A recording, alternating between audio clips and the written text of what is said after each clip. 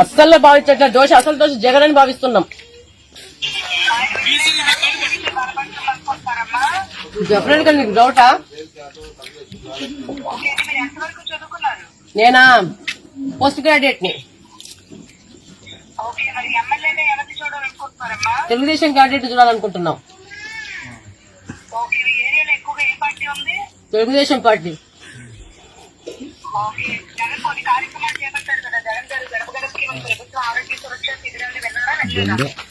వింటున్నాం. ఎందుకు?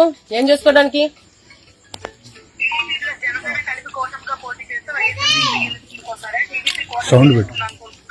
టీడీపీ కూటమి గెలుస్తుంది అంటున్నారు.